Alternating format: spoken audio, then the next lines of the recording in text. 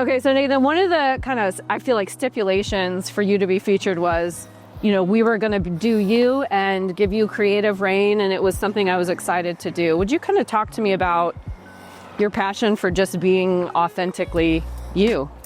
Yeah, I spent my majority of my life really, I think, being something that I wasn't, because I think I thought that certain things were going to make me important, certain titles were going to make me important, and then that would make people value me more, right? Yeah. And what I had to, I guess, learn and realize was it's okay to be me, and that the definition of success is probably not what I thought it was, and the way that I grew up believing that it was go to high school, go to college, meet somebody, marry your junior year, have 2.5 kids, work for your father in the family business, and that's success, right? And I was always seeking approval and validation. And then one day, I don't know what happened, but I think it was quitting drinking, where I didn't have the alcohol to mask really who I was anymore, and I had to learn some shit about my feelings, and then I had to just get comfortable in my own skin. And if you go back and find anybody that like knew me 20 years ago that hasn't kind of kept up with me, they'd be like, wow, this is a surprisingly different person.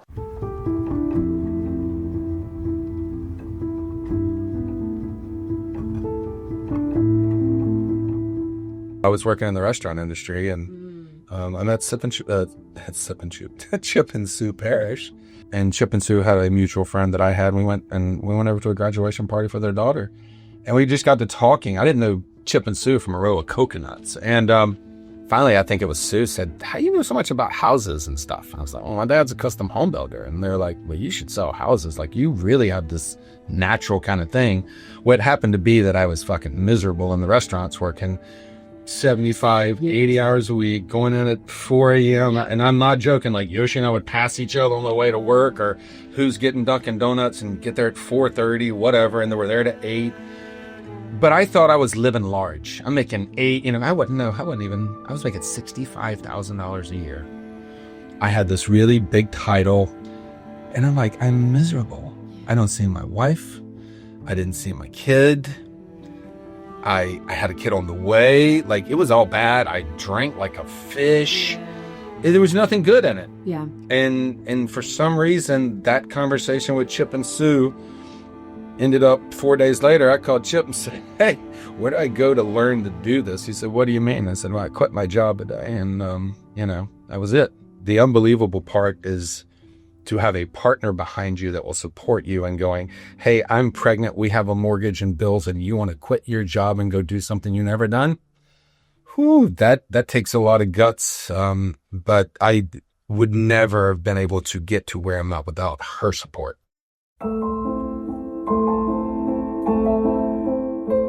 So, Miss Lindsay, when and how did you meet her? I went out with my buddy one night, Matt, and we went to hear the Gin Blossoms, and we were downtown, right? And yes, we went over to Brothers after that. Yeah, of course, I was drinking back then, and I saw Lindsay and all her friends, and I was like, she was there, and I'm like, "Hey, I'm going out of town in a week. Like, shoot your shot, buddy," right?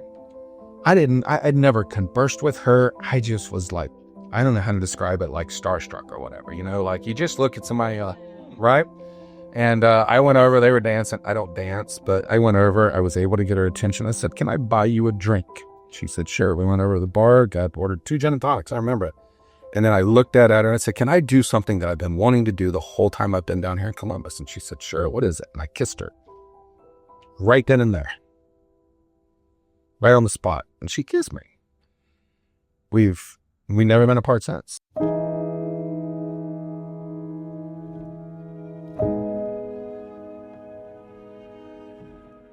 I want to first address something. I never talk about this much.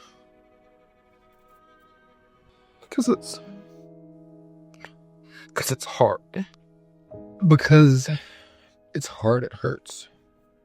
Because you think a lot about what if. So I'll just go back to Reagan's story, he was coming along. I remember when Lindsay got her ultrasound for high-risk OB, I was like, we have to go for high-risk OB. And she's like, well, I'm over this age. I'm like, you're not fucking old, right? Like, you can't think, like, not me, right? Not my wife. And things went south. She ended up on bed rest in Riverside. And that's right, when I was supposed to go down and do the Chattanooga Half Ironman, I did not want to go. My wife, actually, again, the strength said, you've been training this for a year. I'm literally just going to be laying in a bed. Go do this. You need this. And long story short, week, whatever later, Reagan was born. She had a subdural hematoma and the abruption. And we lost Reagan, right? He was just alive for a few hours that morning. He held him. We got to spend time with him. He had the most purest life to me because he only knew our love. And then we lost him.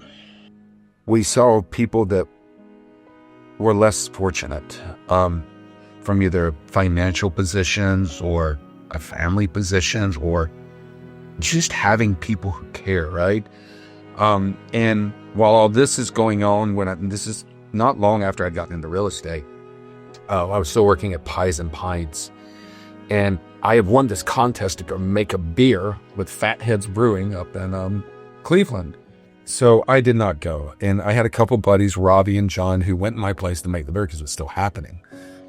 And John called me and said, hey, the crew up here, and again, I had a relationship with them because my previous restaurant days also, we lived in Cleveland. And they were like, hey, they want to do something to support you guys. And I was like, we don't need the money. I said, I could use it, but I said, we really don't need it, because what lingered in my mind and Lindsay's mind were the people in the hospital that really, really needed it. And I said, that's awesome, but I don't want to do that.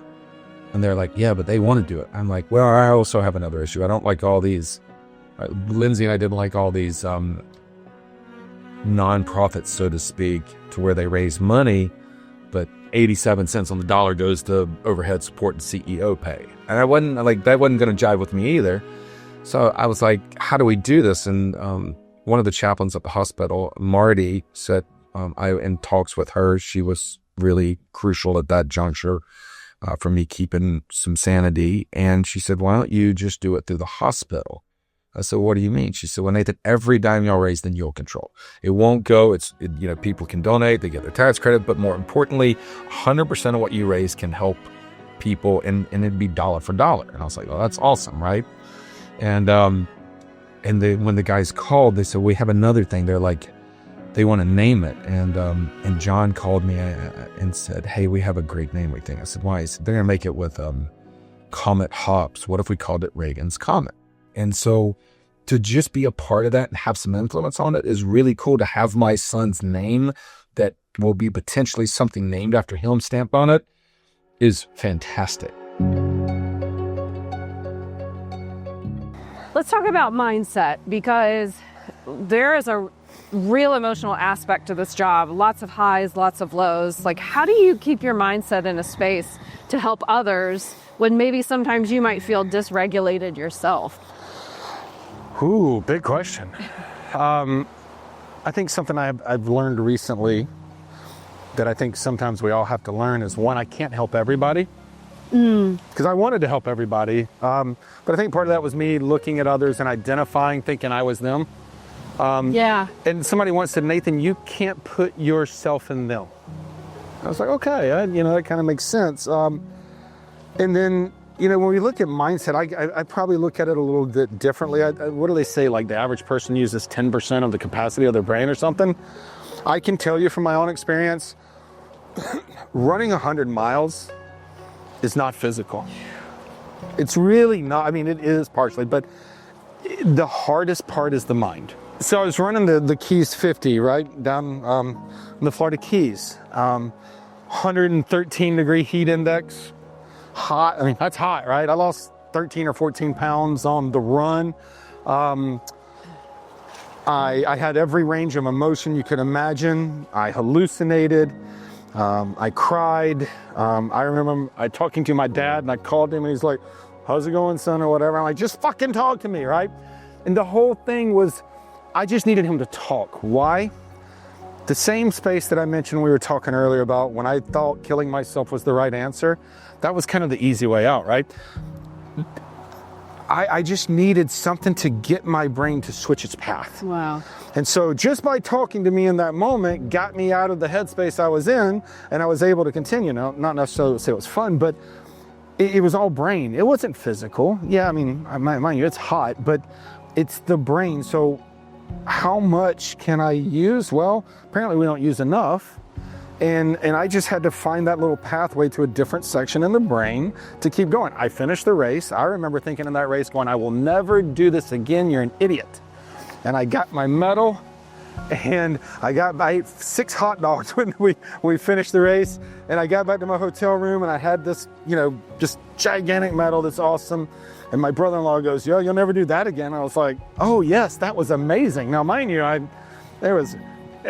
felt like every step of the way, I'm like, "You're an idiot," but I was ready to do it again. It can be like addictive, similar to a tattoo. Like when you have your most painful tattoo and you're like, "Nah," and then you have that itch, like you to get another one. So, from a mindset perspective, I just don't think we use it enough. We don't use the brain enough. We don't give it enough credit.